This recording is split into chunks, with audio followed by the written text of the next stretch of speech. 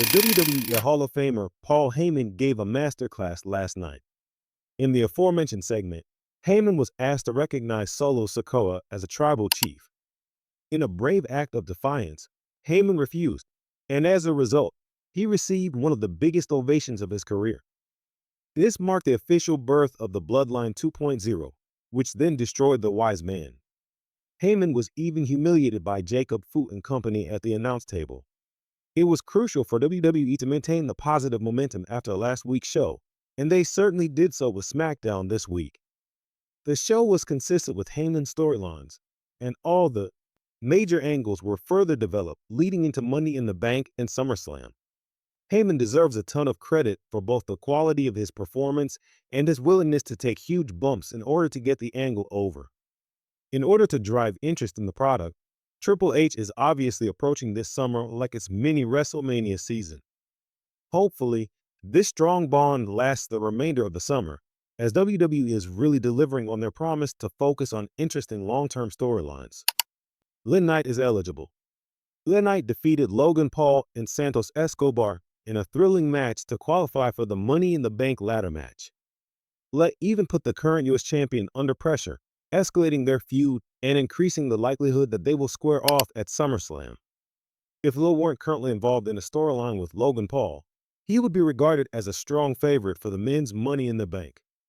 Some fans have theorized that Paul might enter the Money in the Bank and deny LA the opportunity to win the briefcase.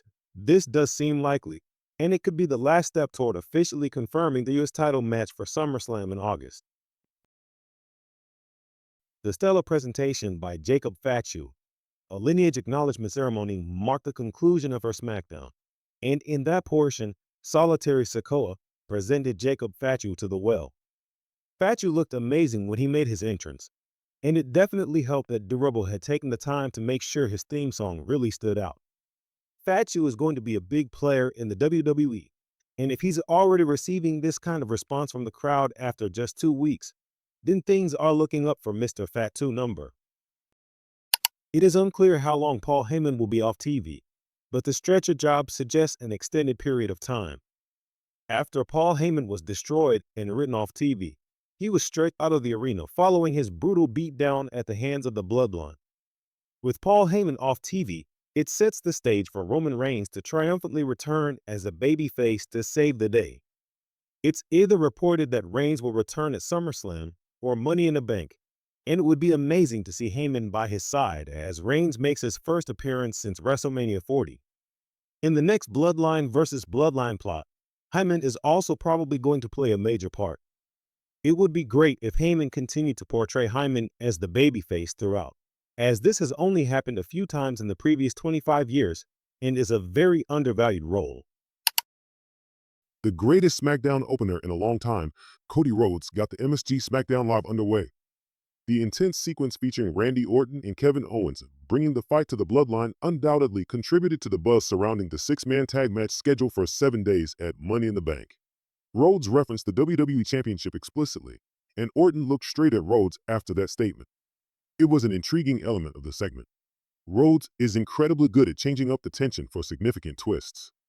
As always, Orton and Owens did a tremendous job.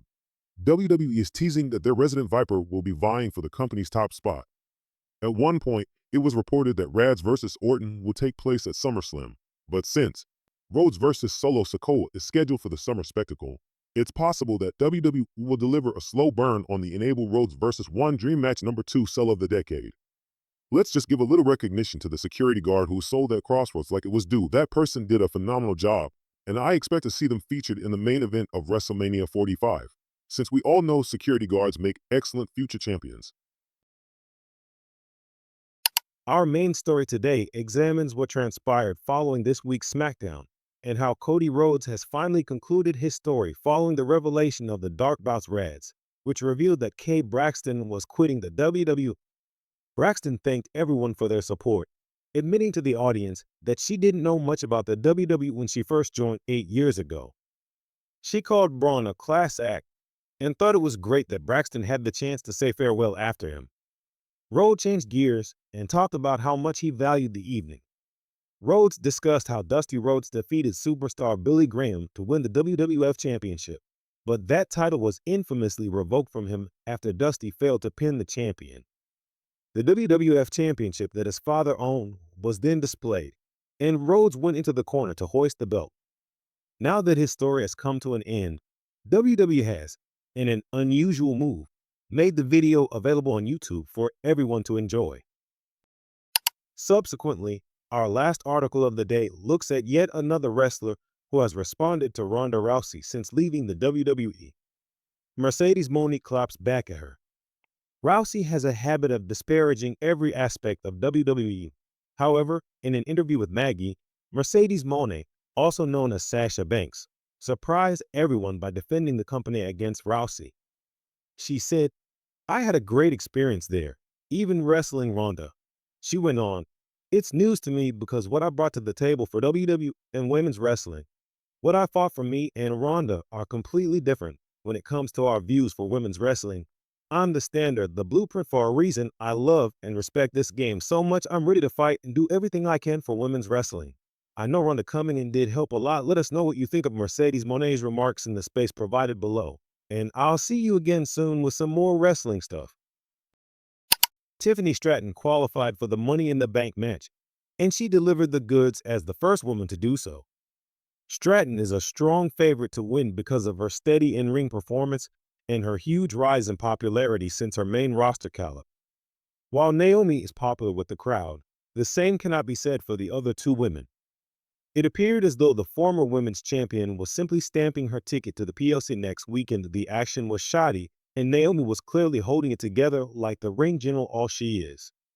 Unfortunately, the second Money in the Bank qualifier for the women didn't really hit the mark. With Rhos return to the organization after the June 29 episode of AEW Collision, the AEW women's division just got a lot stronger.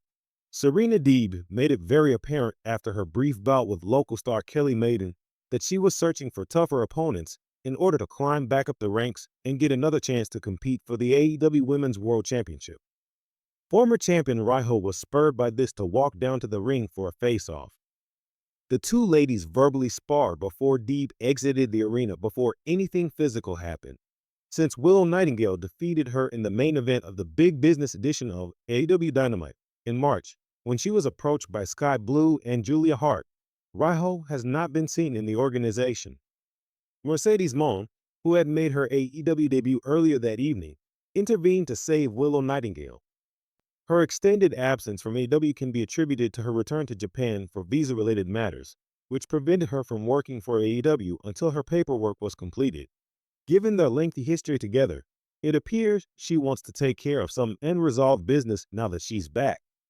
In 2021, they engaged in a feud at Daly's Place, where the two female competitors each claimed one victory in two bouts. In February 2021, during an episode of AEW Dynamite, Riho defeated Deeb in the AEW Women's World Championship Eliminator Tournament. However, Deeb exacted revenge on Riho by defeating her during the buy-in phase of that year's Double or Nothing pay-per-view, which resulted in the first AEW match to be held in front of a sold-out audience since the COVID-19 pandemic's restrictions started to ease.